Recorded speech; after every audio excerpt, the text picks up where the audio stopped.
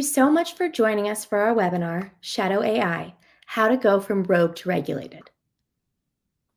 Our first speaker is both a customer of Compass MSP and a cybersecurity law expert, so we're so happy to have him.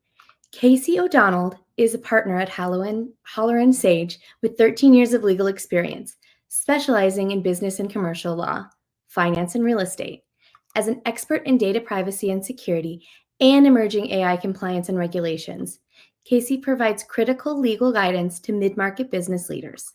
Casey represents clients across a wide range of transactional matters and has established himself as a trusted advisor on legal best practices for organizations implementing AI technologies while maintaining robust security postures. Next, we have Ryan Benson. He's our VP of Security at Compass MSP. Ryan has over 15 years of operational and consulting experiences in cybersecurity and IT operations, with a deep knowledge of security operations and security service management. Ryan began his career with the U.S. Air Force, obtaining the rank of captain, where he served in the Cyber Operations Office. After leaving the Air Force, Ryan held leadership roles with Stratascale, Deepwatch, Terrace 3, and Presidio. In these roles, Ryan was responsible for managed security services, security solutions consulting, and building the next generation of security operations. Ryan also spent time with Gartner as an analyst while he sharpened his security skills while working on research, monitoring trends in security fields, and consulting with clients. So needless to say, you're in really great hands, and I'm going to pass it over to Ryan.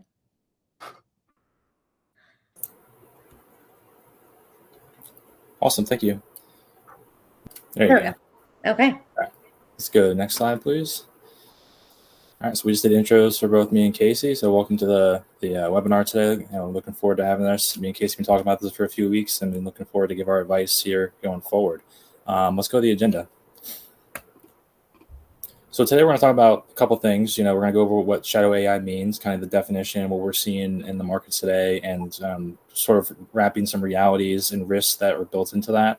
Talking about uncontrolled AI. Casey's really going to cover the legal and compliance considerations of everything. I'm going to go over some of those myths of shadow AI, really talk about governance, and then we're going to have some exciting news at the end with some new launches from Compass, and talk about our Compass approach to AI security and some new solutions that we're offering to our clients and new users. So let's go ahead and go to the next slide, please. All right, so we're going to start off with a poll today. So you can answer on the screen here, the poll will pop up, but we just want to know from you all, like, how many of your employees do you think are already using AI at work without approval? And I'll just give you a few seconds for everyone to log in, and we'll see what the scores are here.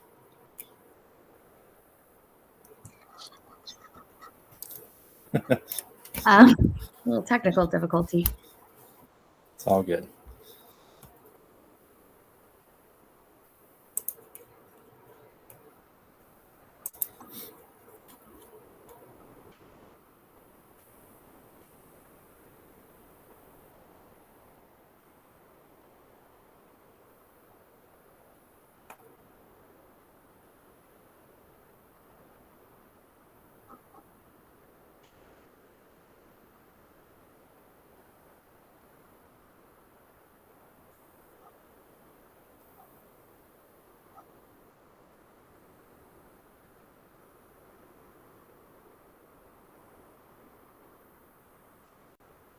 All right, looks like some pretty mixed results here in general. So, about 43% saying less than 1/3, and 27% saying more than 2/3.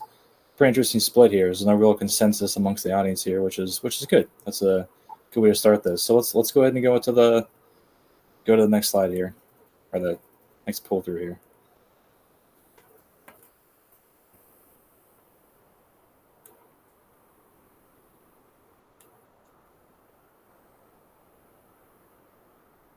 There we go. All right, so we have, based on Salesforce's 2024 report on state of IT, there's about 68% of employees admitted to using AI tools at work without telling their employer.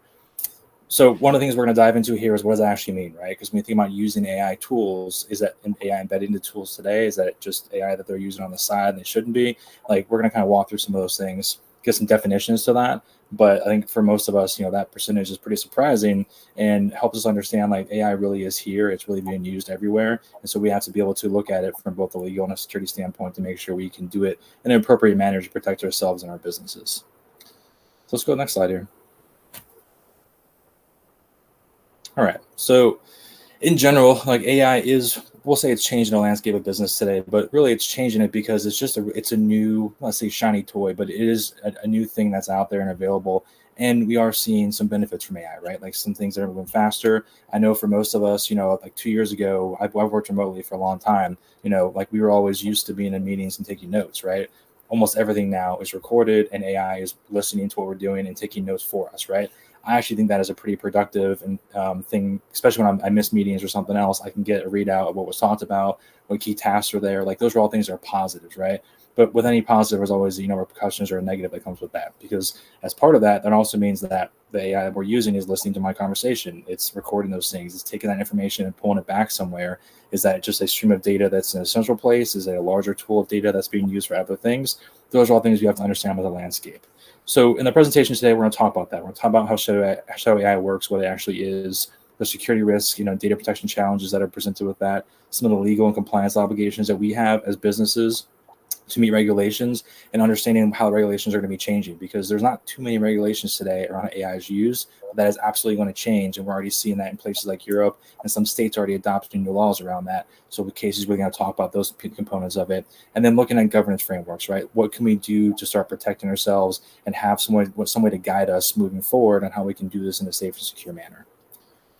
So let's go ahead and go to the next slide. All right, so when we think about the myths of handling shadow AI, I think some of the things that we've seen in general when I talk to clients is that, one, we try to start with basic things, right? Like, hey, we need to know how we can use AI, so let's go ahead and write a policy around it and send it out to the company, right? In general, I mean, Casey, what are your thoughts? If I send out just a generic AI policy, this is what you can and can't do, what does that mean from a legal standpoint for you? Well, it provides some protection, but clearly it's not the end all be all, right? It's kind of the starting point, it's the baseline, right? You need to tell your employees what the company's philosophy is on AI and what you want to do with AI and how you want them to use AI and what tools you want them to use. We'll go into why all that's necessary in a little bit, but yeah, I mean, an AI policy is kind of the baseline, but it certainly doesn't. It's not like you write a policy, put it in a drawer, send it out via email, and you're done. It's the first step. Yeah, absolutely agree with that. And the other thing too is that when we think about things like, hey, the next step might be we're going to block OpenAI, so we're going to go into our firewalls, we're going to go into the web browser system, we're going to make sure that we implement a block so you can't get to that web page, right, from an employee on computer. That's a first step towards doing things, but that doesn't really give you visibility into someone actually going to that, going from personal devices. You have to think about the backend settings, like how are you handling data from personal devices, like a BYOD policy.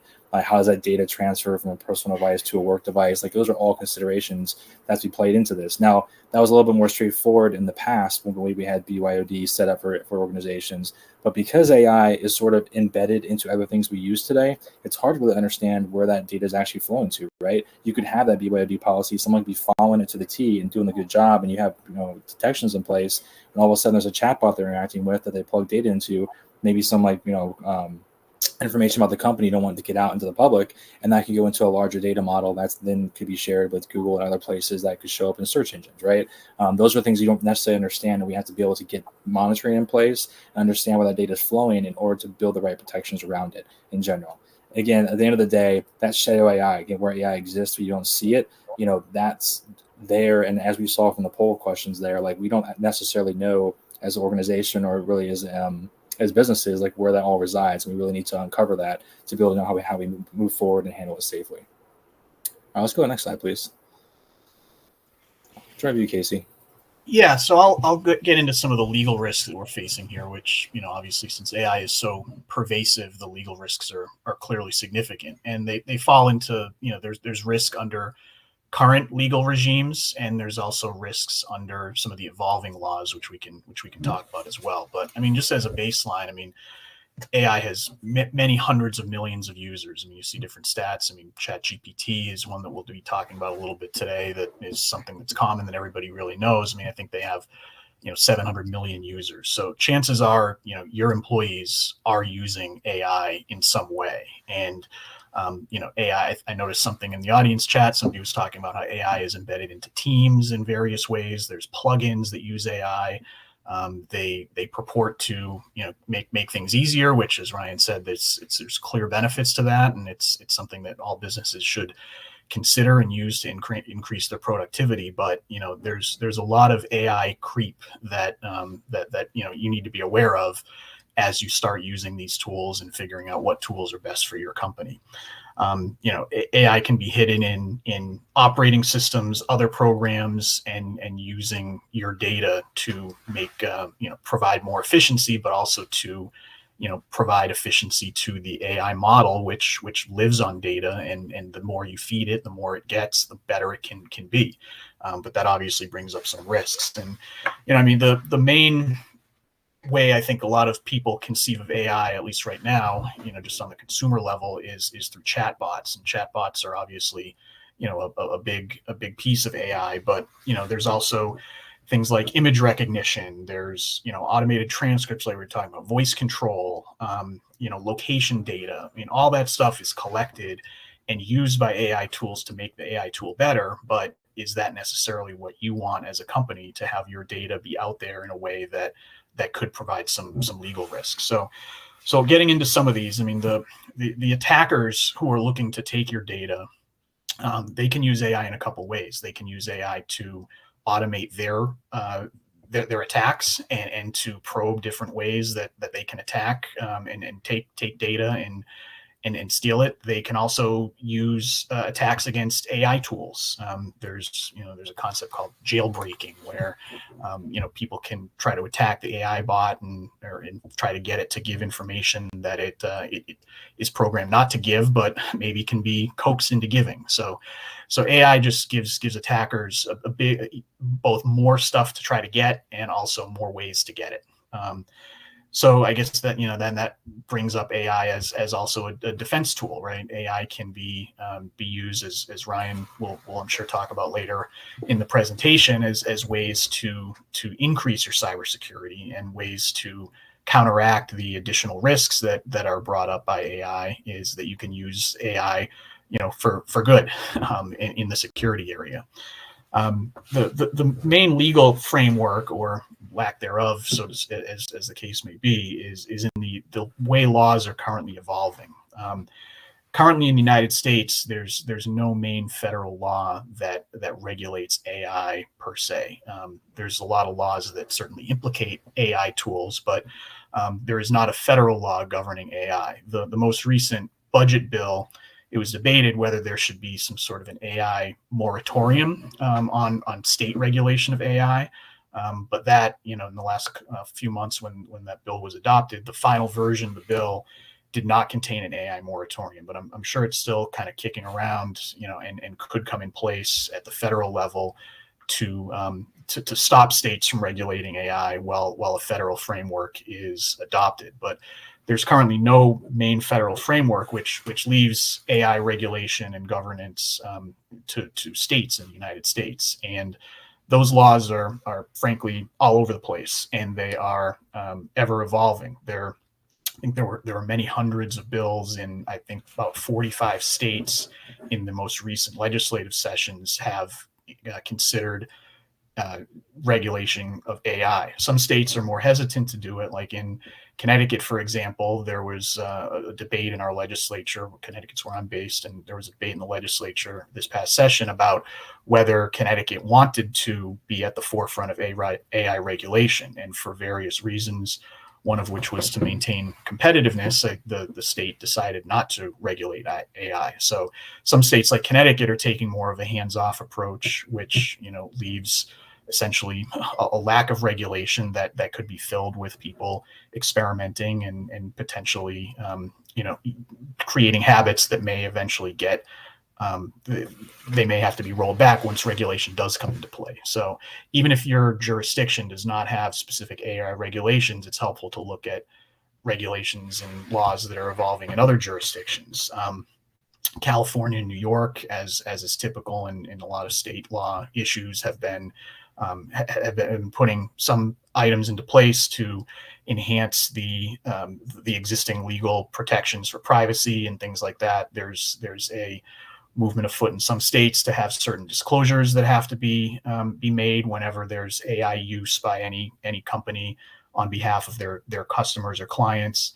And there's mostly a focus on privacy, but there's also a focus on bias, and to make sure that AI tools, if they're used for situations where there's a discretionary aspect of a hiring decision, for example, that AI tools are evaluated for bias, and that that there is some human review of what an AI tool does. So those are some of the main areas that states are regulating AI in, but it's really an ever evolving area. And, I think the risk to businesses is to adapt an AI tool that, you integrate fully into your business, and then it becomes subject to regulation, and you need to change what you're doing. So there's a need for everybody to really to stay up on these evolving laws.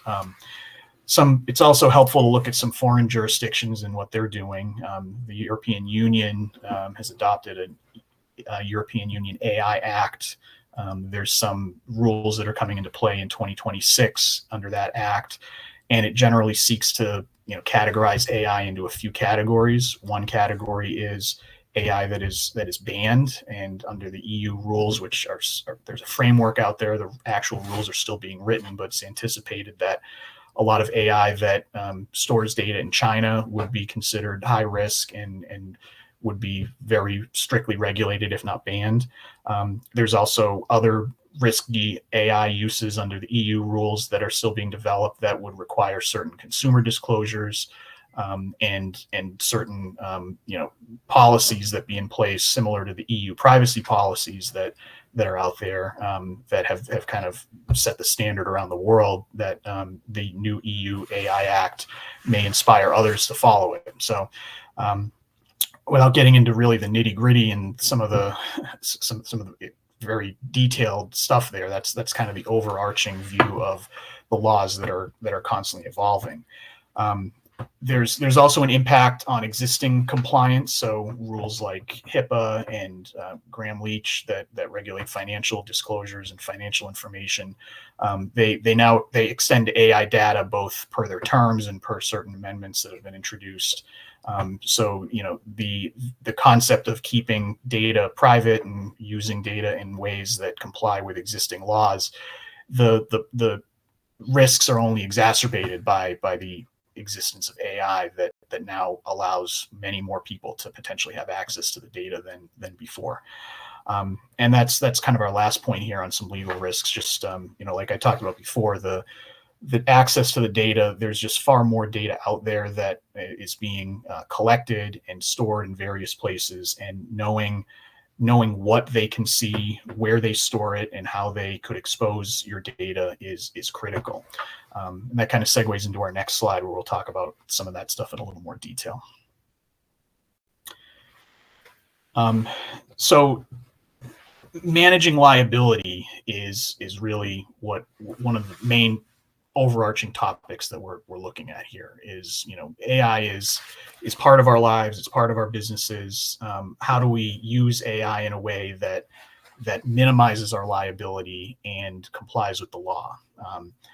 So one thing I was looking at just in preparing for this presentation was diving into some of the terms and conditions of AI tools. And the one that everybody's most familiar with, presumably, at least from a consumer level, is ChatGPT. And if you just use the regular consumer version of ChatGPT Plus, even if you pay for it, it has a lot of terms that really put a lot of the compliance back on the user, right? Their standard terms say that anything you enter into ChatGPT, you need to have permission to essentially disclose it publicly. They make no warranties on the accuracy of what they provide back to you.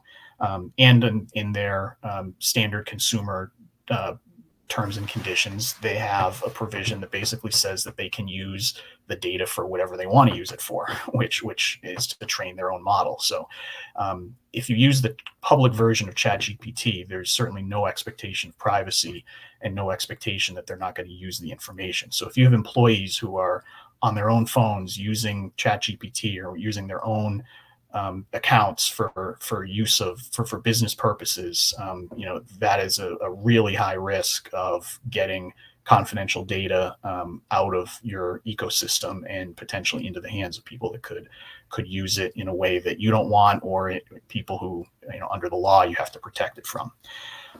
ChatGPT does have a enterprise version of ChatGPT, which basically you pay more for it and you get more protections. The enterprise version, generally speaking, provides that ChatGPT will not use your data to train its model, but that certainly is not the end of the story. They also have, even in the enterprise version, there's a liability limit that says that the most ChatGPT could be liable to you for is 12 months of fees. And say you pay a few $100s a month, if somehow your data gets out and your liability is limited, then you are really stuck in the middle between potentially a liability to your customer and nobody to recover from.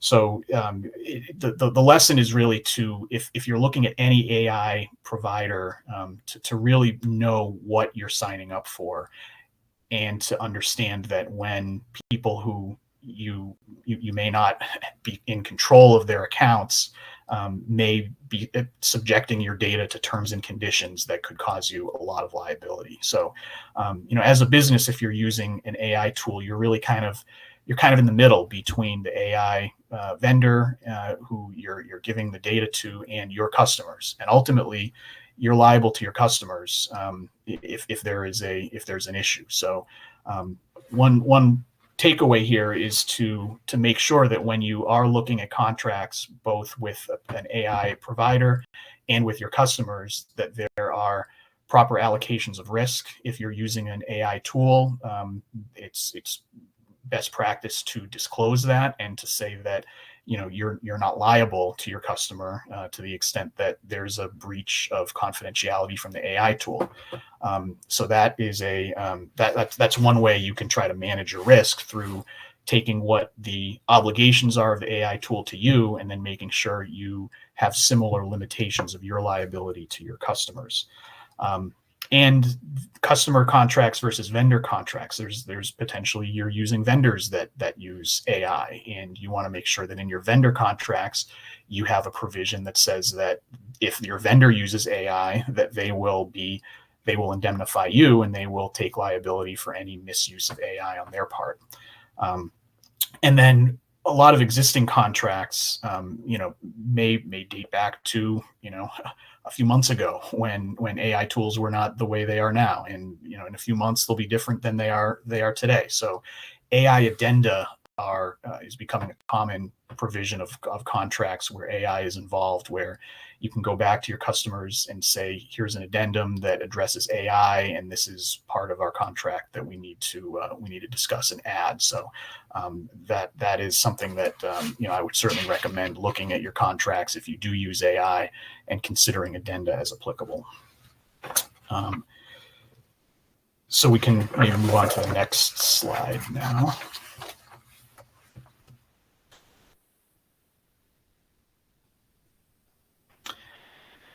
So we've identified some risks. Now it's kind of like, what do we do with it? And from a legal perspective, like we talked about off the top, the kind of the baseline is to have some sort of internal policies on AI. There's no policy that's one size fits all. I'm sure you could, everybody can Google AI policies or ask ChatGPT, give me a good AI policy, and it may or may not be appropriate at all for your company, because it really depends on what you want to do with AI. What is your goal? So the first step is really, I think, to create policies of what do you want your company to do with AI. It seems like with some of these legal risks, it might be tempting to say, I don't want anything to do with that. I want to just minimize my risk by banning AI. But that does not seem to be practical in 2025, with AI in general becoming so integrated into everything we do. The kind of the head in the sand policy is certainly not an option for most industries. So you want to come up with a policy that reflects what you want out of AI for your business. Don't using AI for the sake of it is not what you want to do, but using AI in targeted ways that can help your particular business and help you achieve your goals is really the starting point for creating a policy of what you want your AI, what you want your employees to do with AI. So, I mean, you need to weigh some of the risks and ethical obligations. Is something a task that can reasonably be automated and given to AI? What needs some sort of human interaction to verify the information with AI? I mean, AI is certainly not infallible. It provides a starting point, but can certainly give incorrect answers and malfunction in various ways. So, what are your safeguards that you want to put in place to ensure proper ethical use of AI and manage risks? So, that hopefully would result in a policy that says what your company's objectives are in using AI and what you want your employees to do. Maybe that should almost certainly be a ban on private use of AI or use of personal accounts with AI unless they're vetted by the company. But it could give specific tools that are being used. It could give specific tools that you don't want them to use, and that should be clearly communicated, because the main purpose of an AI policy is to communicate to people on your team and in your company what you want them to do with the AI. They can't obey the rules if there are no rules in place. So that's really the baseline, is to create an AI policy and communicate it. An AI governance program, Ryan's going to talk a little bit more about this later in the next few slides, is something that's necessary as an ongoing matter. I mean, AI is, as we talked about, a ever evolving technology that you can't write your policy and then say we're good. There's got to be a committee and a constant review of what tools are out there, what risks are there, whether what you're doing is working, whether what you're doing is not working from a risk standpoint, from an operational standpoint, and continue to manage that. And there's got to be some sort of audit, oversight, enforcement mechanism to make sure that that people are following it. And getting back to our main point here about how we can handle shadow AI, you don't want AI creep. You don't want AI creeping into your business. You want to make sure that you have a policy that's enforced, that's reviewed, there's solid training, and that you have appropriate defenses in place to make sure that people are following the policy. Because you can say, hey, I have my policy and hopefully everybody's following it, but there's the verification that's needed, and other tools that you can put in place that monitor the use of AI that Ryan can talk about in the next few slides. So that's the general legal landscape that I have for presentation here today. But it's an ever evolving field that obviously has some risks, and the need to manage them is paramount for everybody. Awesome. Thanks, Casey. So diving a little bit into what Casey was alluding to there, let's talk about governance, right? And what is really included as part of governance. Right now, if we were to use an analogy here and think about AI as kind of like a storm that's brewing and it's coming towards all of us, right?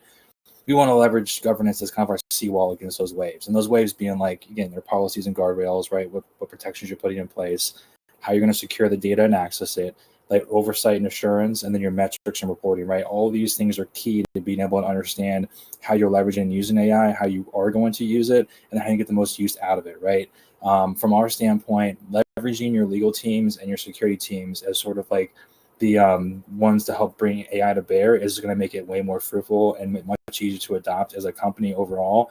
What we've seen over the past, really it's been since the 90s, since people started implementing new technologies, is we often do it backwards, right? We often start implementing technology and then we decide, hey, we need to secure this. We need to wrap in security in what we're doing.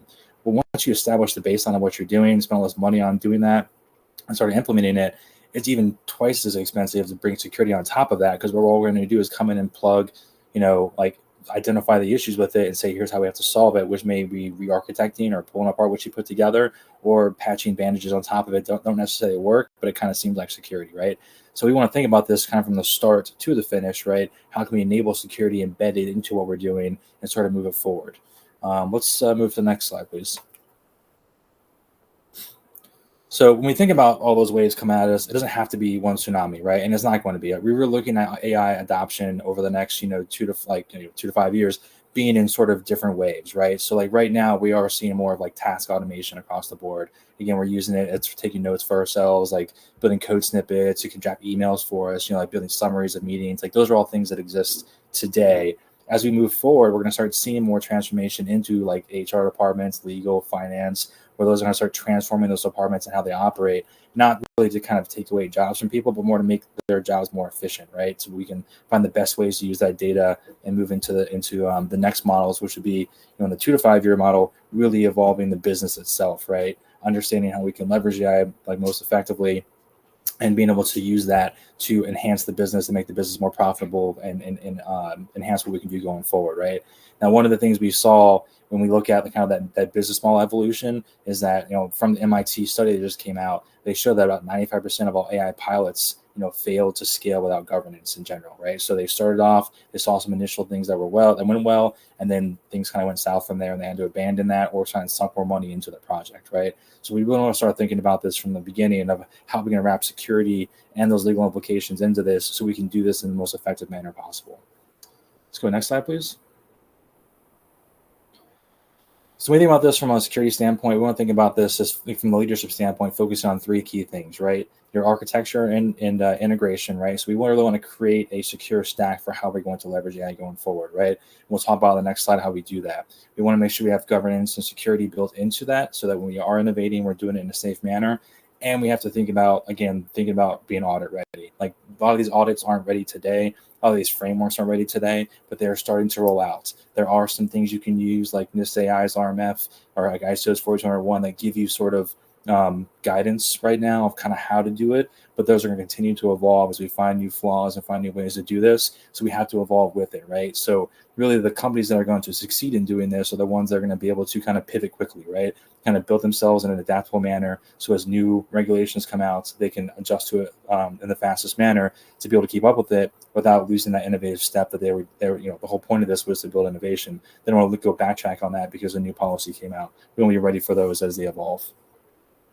Let's go next slide, please. So at here at Compass, we and my team of smart VSOs, we kind of put together sort of an approach to how do we build this, and we've built out both a solution from a consulting perspective and a solution for how we actually protect our clients' AI usage, and we'll talk about that in the next few slides. So the first thing we're going to do is really assess your capabilities, right? We want to understand, what you want to do with AI. What are the possibilities that are out there, right? So we want to make sure to identify what those opportunities are, and then sort of build the use case around it, right? Here's the high impact places where AI could be most effective and what you want to do, and we want to build a use case around it.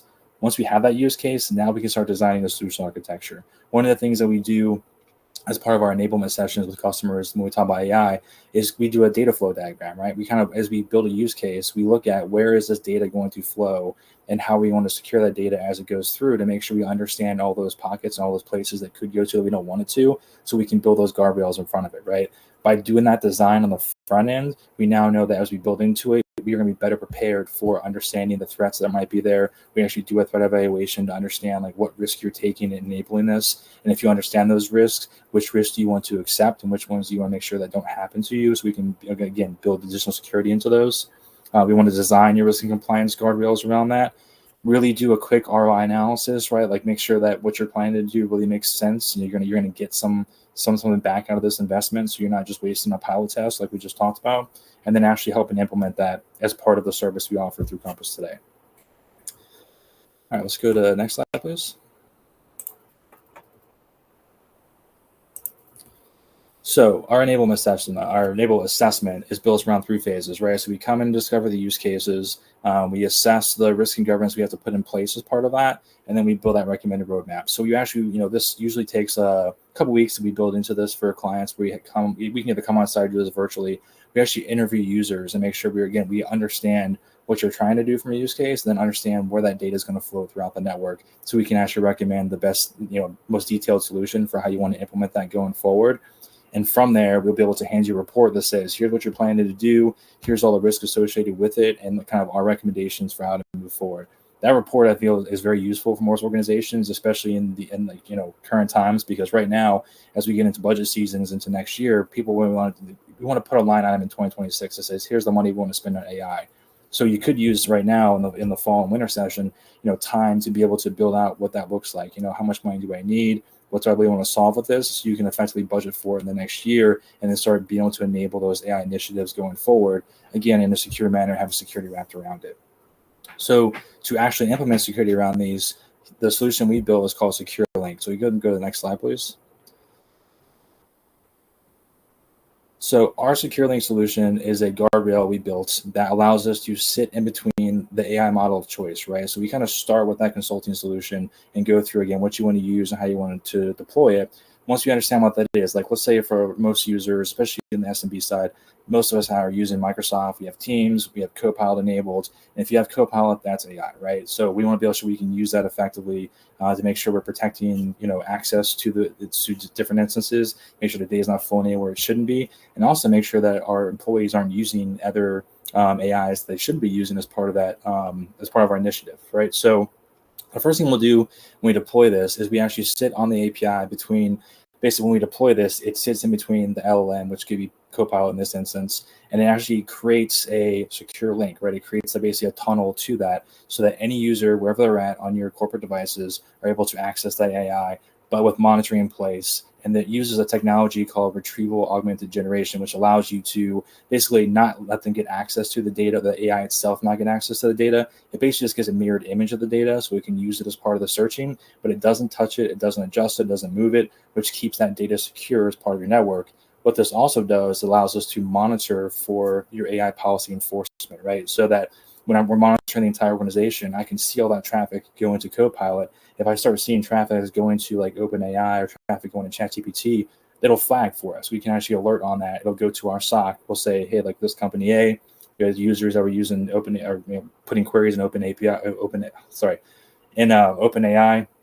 We saw that happening, and we will actually alert you as part of that and say, we saw this happen on this date. This was against your policy, and then kind of like let you recommend the next steps might be there.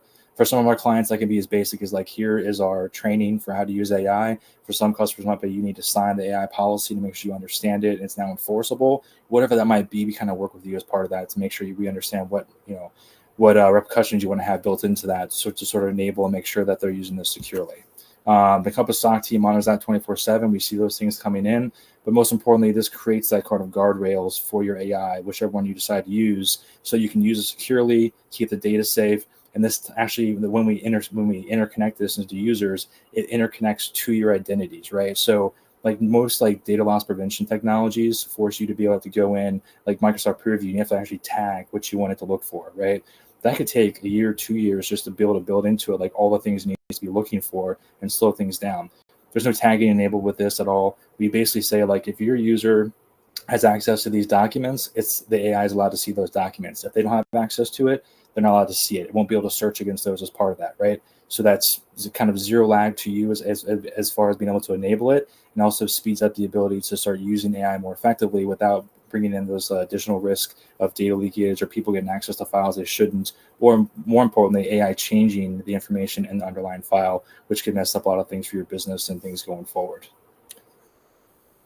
And that's that's kind of the framework for how those solutions it works. We've just launched this as part of our services within Compass IT as part of our Secure Pass solutions, and really want now to open it up to questions and sort of see, based on presentation, what everyone what kind of questions we can answer from the legal and security side, and go from there.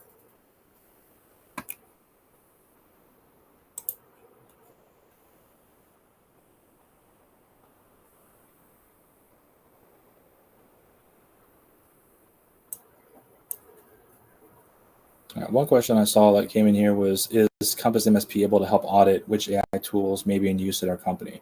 And the answer is yes. So we can do that through two manners, right? That can be part of the audit assessment we do in the front end to kind of do interviews and look at how your organization is using AI today in general and provide that as part of the report. But again, those metrics are also things we can pull from the SecureLink service to actually monitor which which AIs are being in use today. And we can go back and provide you a monthly report on where it's being used and where it's being used and when it shouldn't be used, and sort of a list of really like insights into how AI is being used within the organization.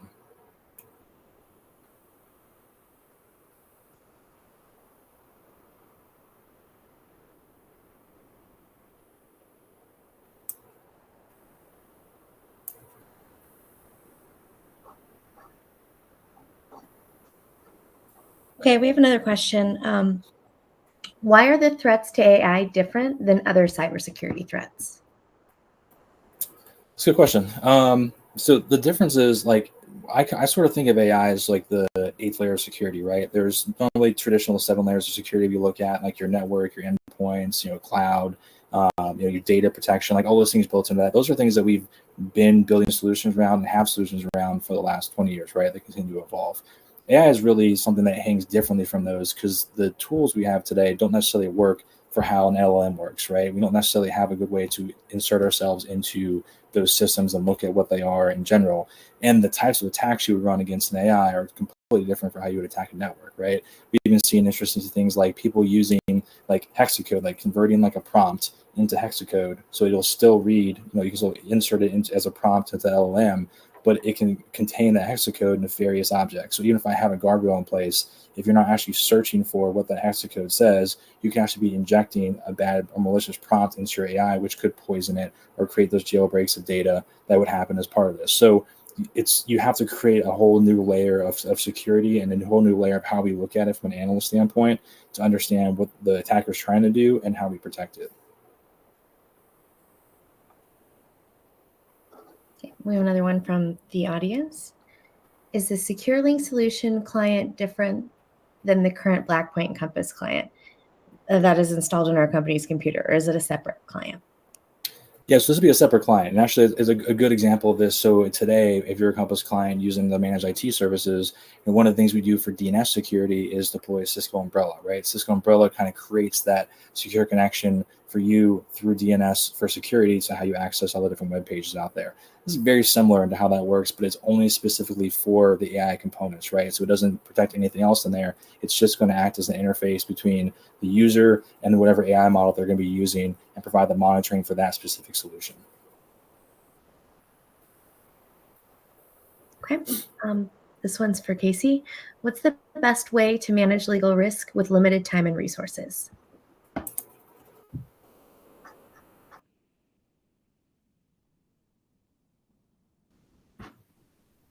The clearest answer to that is just to do whatever you can.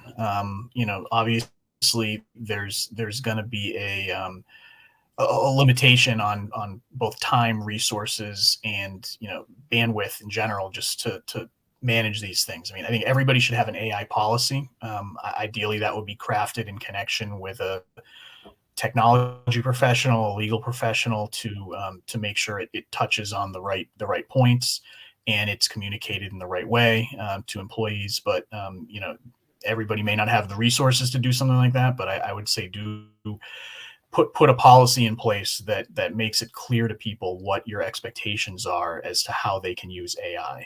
I think to have internal meetings as to what should we use, right? I think there's a temptation to say, okay, it's AI, therefore we need to try it. Sometimes trying something can increase risks that could make your shadow AI exposure more, right? You try something one time and then it's embedded in your Microsoft Teams and then you can't get rid of it, or maybe you don't know it's there. So I think to have a cautious approach, but have a but not shut AI out completely is the way to go. And in terms of a policy, like I said, it's kind of baseline that you have some sort of policy so people know, okay, my employer is expecting me not to put sensitive information into personal AI tools. That I think is really the baseline, and everything kind of goes up from there. And thank you so much for joining us.